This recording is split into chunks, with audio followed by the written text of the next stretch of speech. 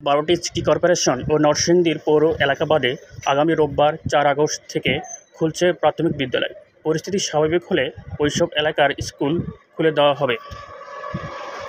বুধবার আজ 31 জুলাই প্রাথমিক ও গণশিক্ষা মন্ত্রণালয় এবং প্রাথমিক শিক্ষা অধিদপ্তরের যৌথ বৈঠকে এ সিদ্ধান্ত নেওয়া হয়।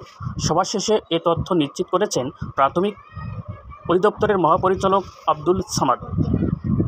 তিনি বলেন, 12টি সিটি কর্পোরেশন এলাকা ও নরসিংদী পৌর এলাকায় অবস্থিত প্রাথমিক বিদ্যালয়গুলো বাদে দেশের অন্যান্য এলাকায় স্কুল খুলে দেওয়া হবে।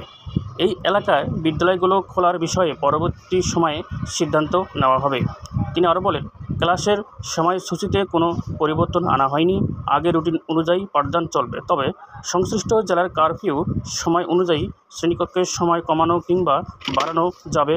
বিষয়টি জেলা প্রাথমিক শিক্ষা কর্মকর্তা নির্ধারণ করবেন। ধন্যবাদ।